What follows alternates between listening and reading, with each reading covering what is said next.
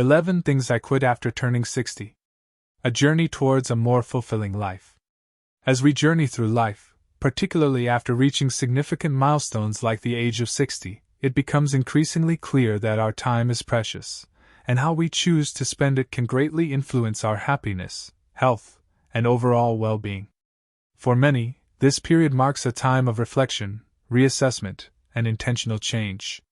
The habits, commitments, and priorities we held dear in our younger years may no longer serve us in this new phase of life. In fact, for many older adults, letting go of certain things can lead to a deeper sense of fulfillment and peace. Here are 11 profound and transformative things I quit after turning 60, and why doing so has enriched my life in ways I couldn't have imagined. 1. Quitting work for the sake of working. In our younger years, it's common to get swept up in the grind of working long hours, driven by the desire to climb the career ladder or secure financial stability. However, after turning 60, I realized that working purely for the sake of being busy or out of habit no longer served me. The constant hustle took a toll on my physical and mental health, leaving me feeling drained and disconnected from the things that truly mattered. As we age, the desire to overextend ourselves for productivity often loses its allure. The wisdom gained through years of experience teaches us that more hours of work does not necessarily mean more fulfillment or success. The endless pursuit of productivity, especially without a meaningful purpose, can easily erode the quality of life. Now I approach work with intention.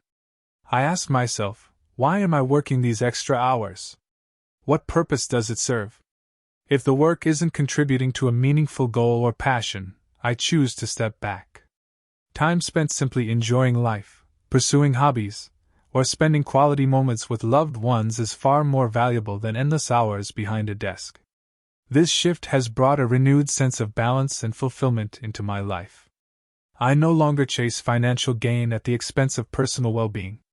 Moreover, I have embraced the idea that true wealth in our later years is not measured by our bank accounts, but by the richness of our experiences, the depth of our relationships, and the peace we find within ourselves. 2. Quitting mindless spending. In our consumer-driven society, it's easy to fall into the trap of spending money on things we don't really need. For years, I bought items out of habit, or because I thought they would bring me happiness.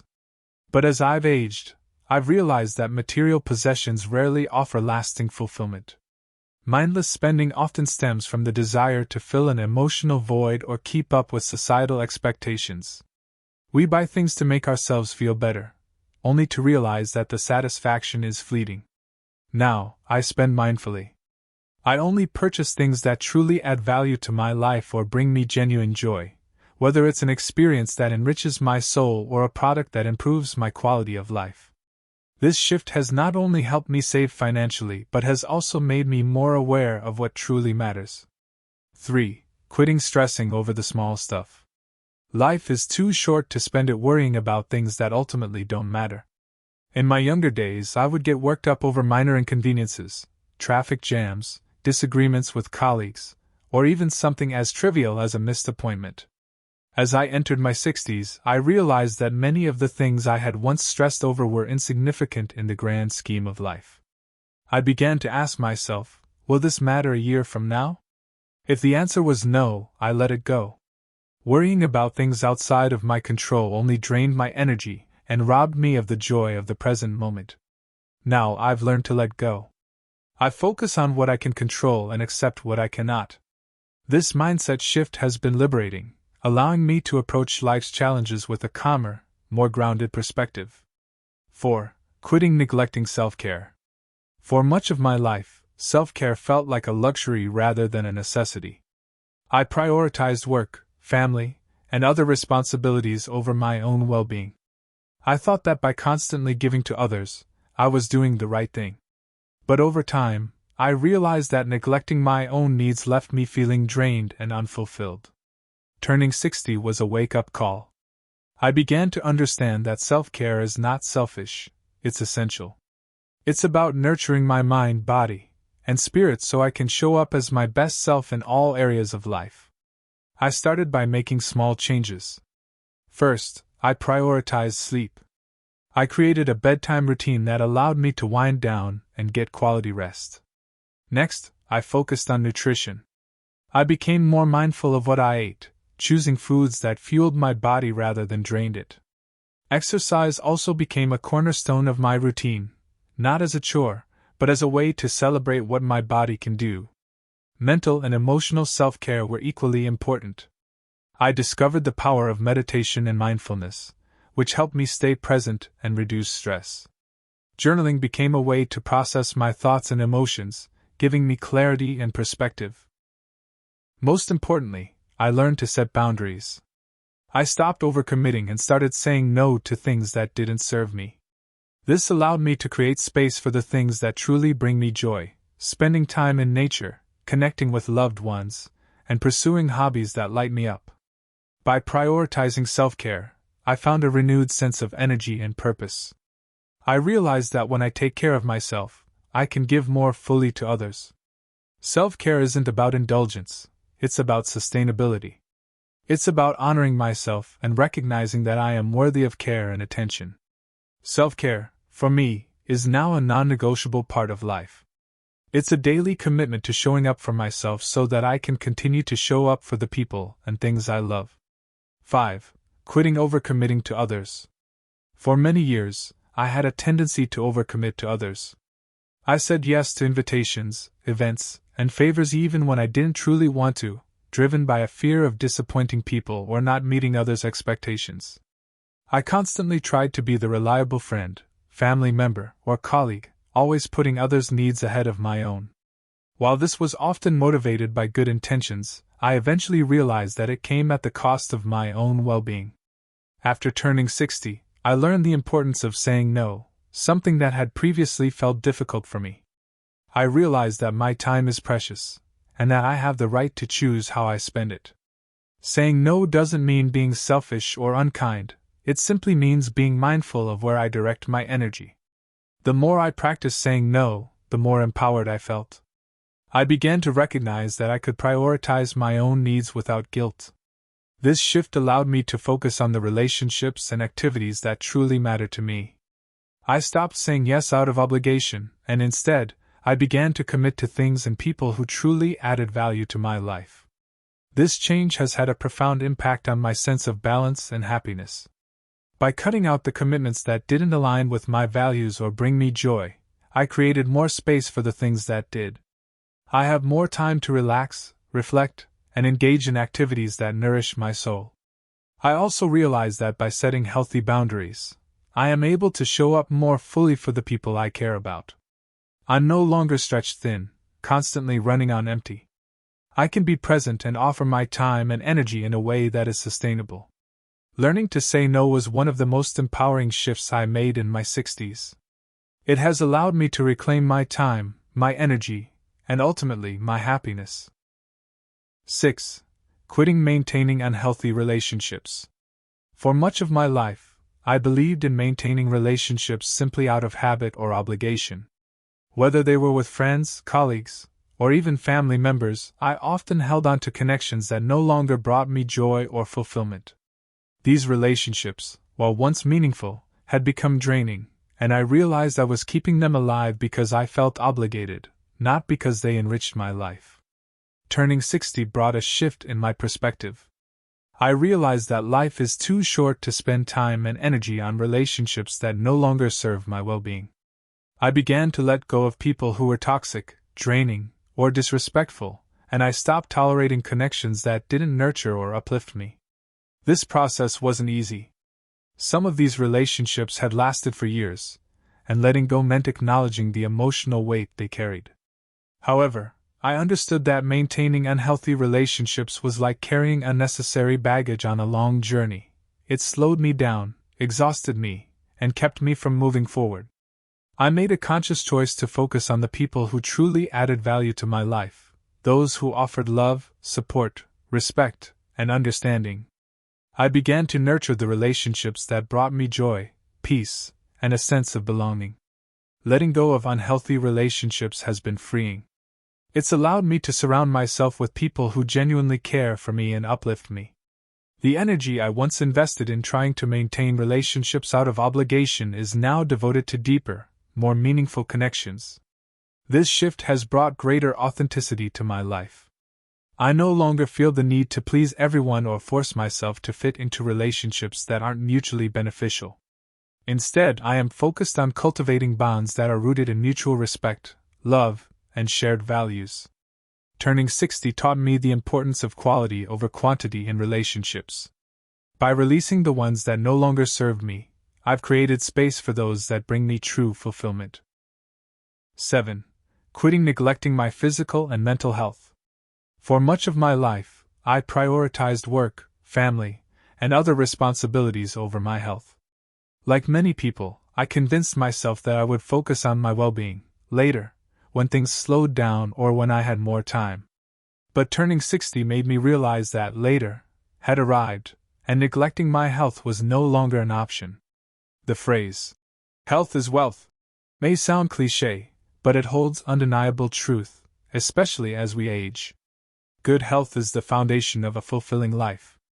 Without it, even the simplest joys can be out of reach.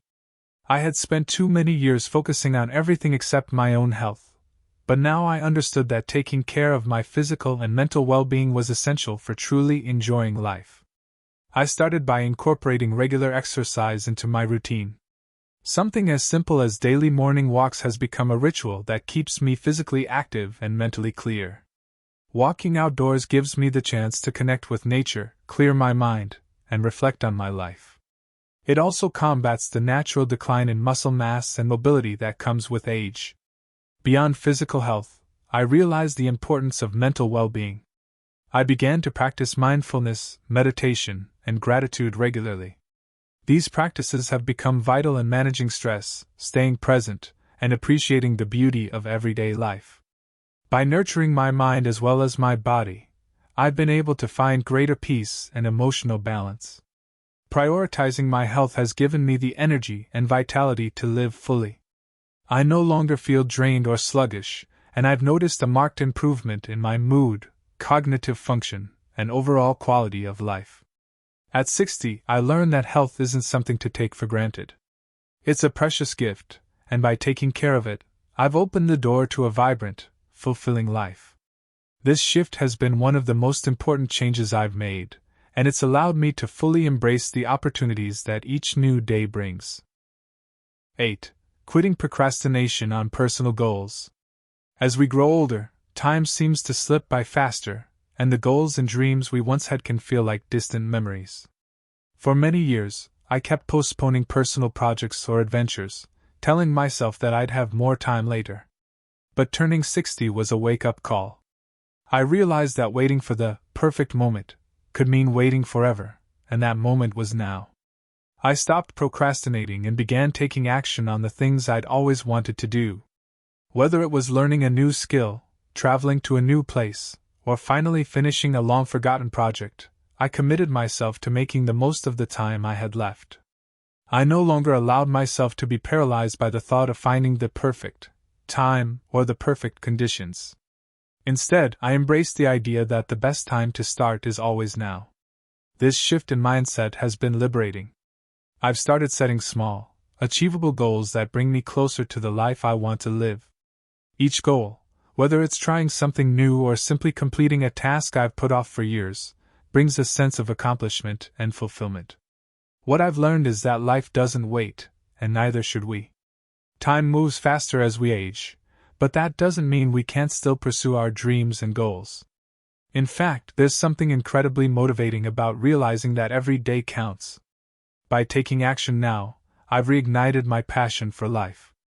I've learned to be more present in the moment, to stop waiting for the perfect conditions, and to start making progress on the things that matter most to me. This shift has brought new energy into my life and has reminded me that it's never too late to pursue what you truly desire. 9. Quitting the fear of change. Change is inevitable, and yet for much of my life, I feared it. I clung to the familiar, even when it no longer served me, simply because stepping into the unknown felt too risky. I avoided change in my health, relationships, career, and even in my personal growth, fearing the discomfort that came with it. But as I entered my 60s, I began to realize that change isn't something to resist, it's something to embrace. Life is full of transitions, and each one offers an opportunity for growth and new experiences. I started to view change as an adventure, an invitation to evolve, learn, and adapt. Whether it was adjusting to changes in my health, relationships, or the circumstances around me, I learned to face them with curiosity rather than dread. Embracing change has been incredibly freeing. It's allowed me to shed old beliefs and habits that no longer served me, and to welcome new possibilities with open arms. I no longer fear what's to come because I now understand that change is a natural part of life. As I embraced change, I discovered a renewed sense of excitement. It's like embarking on a new journey that offers fresh perspectives and opportunities one never anticipated. Change isn't something to fight against, it's an opportunity to grow, evolve, and experience life in a new way. At this stage in life, I've learned that change is nothing to fear. Instead, I now welcome it, knowing that it's an essential part of my personal evolution. It's helped me feel more alive, more adaptable, and more open to the possibilities that each day brings. 10. Quitting irregular sleep patterns. In my younger years, I took sleep for granted. I would often sacrifice rest for work, socializing, or late-night TV marathons. I never truly understood the importance of sleep until I reached my 60s. At that point, I realized that poor sleep wasn't just affecting my physical health, but also my mood, my productivity, and my overall well-being.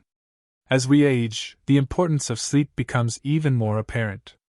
Sleep is the time when our bodies repair and rejuvenate, and without adequate rest, we simply cannot function at our best. I learned the hard way that neglecting sleep over the years had an impact I couldn't ignore any longer. Now I've made it a priority to establish a regular sleep routine. I aim to go to bed early and wake up refreshed, ready to take on the day. Quality sleep has become a cornerstone of my self-care routine, and the difference it has made is profound. Since prioritizing sleep, I've noticed a significant improvement in my cognitive function, mood, and overall quality of life. I no longer wake up groggy or irritable, but instead start my days with energy and clarity. Sleep has given me the mental and physical rejuvenation I needed to make the most of my days.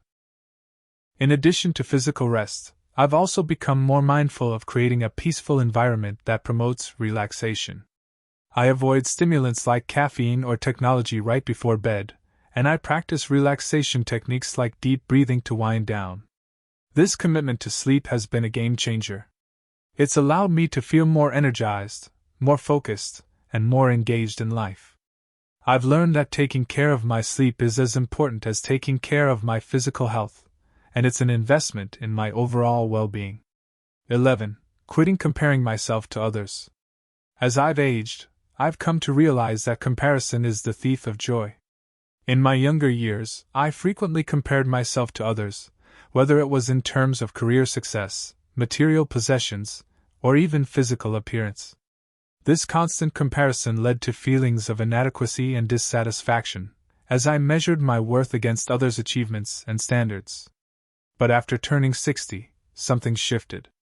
I stopped looking at others for validation and began to appreciate the uniqueness of my own journey. I realized that everyone's path is different, and there's no single measure of success or happiness. What truly matters is how I view my own life and what I've accomplished on my terms. Letting go of the need to compare myself to others has been liberating. It has allowed me to appreciate my life for what it is, rather than what I thought it should be based on someone else's accomplishments or lifestyle. I've learned to embrace my own journey, with all its ups and downs, and to find joy in my own experiences. I've come to understand that each person's journey is unique, and the comparisons I once made were both unfair and unproductive. Comparing myself to others only robbed me of the satisfaction I could have gained from appreciating the beauty of my own path. Since I stopped comparing myself to others, I've found peace and contentment. I no longer feel inadequate or as though I'm missing out. Instead, I'm grateful for the life I've lived and the wisdom I've gained along the way. I've learned that my worth isn't defined by others, but by my own experiences and the person I've become.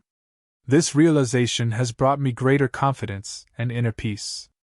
I now live authentically, free from the pressure of measuring up to someone else's standards. It's been one of the most empowering changes I've made in my later years, and I'm finally at peace with who I am.